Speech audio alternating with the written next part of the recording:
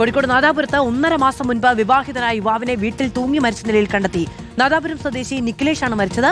വിദേശത്ത് ജോലി ചെയ്തിരുന്ന നിഖിലേഷ് കഴിഞ്ഞ ദിവസമാണ് നാട്ടിലെത്തിയത്. അഭിജിത്ത് മുഴക്കുന്ന വിവരങ്ങളുമായി ചേരുകയാണ്. അഭിജിത്ത്, ഭാര്യയെ വിദേശത്തേക്ക് കൊണ്ടുപോകാനുള്ള തയ്യാറെടുപ്പുകളുടെ ഭാഗമായി നാട്ടിലെത്തിയത് ആണ് എന്നാണ് മനസ്സിലാക്കാൻ കഴിയുന്നത്. എന്തുകൊണ്ടാണ് മരണം എന്നത് സംബന്ധിച്ചുകൂടി വിവരങ്ങൾ ലഭ്യമാകുന്നുണ്ടോ?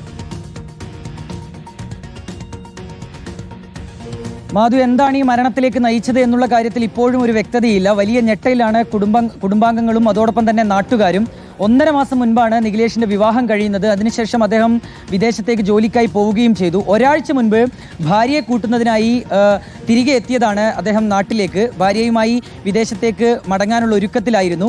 അതിനിടയിലാണ് ഇന്നലെ രാത്രി അദ്ദേഹത്തെ കിടപ്പുമുറിക്കുള്ളിൽ തൂങ്ങിയ നിലയിൽ കാണുന്നത്. ഉടൻ തന്നെ ബന്ധുക്കളൊക്കെ ചേർന്ന് ആശുപത്രിയിലേക്ക് എത്തിച്ചിരുന്നു. പക്ഷേ അദ്ദേഹത്തിൻ്റെ ജീവൻ രക്ഷിക്കാൻ കഴിഞ്ഞില്ല. നിലവിലിപ്പോൾ മൃതദേഹം വടകര ജില്ലാ ആശുപത്രി മോർച്ചറിയിലേക്ക് മാറ്റുകയും ചെയ്തിട്ടുണ്ട്. പോസ്റ്റ്മോർട്ടത്തിന് ശേഷം ബന്ധുക്കൾക്ക് മൃതദേഹം വിട്ടു നൽകുകയും ചെയ്യും. ആദ്യം സൂചിപ്പിച്ചതുപോലെ തന്നെ എന്താണ് മരണം എന്നുള്ളതിൽ ഒരു വ്യക്തത നിലവിലില്ല. അസ്വാഭാവിക മരണത്തിന് പോലീസ് കേസെടുത്തിട്ടുണ്ട്. അന്വേഷണം ആരംഭിക്കുകയും ചെയ്തിട്ടുണ്ട്.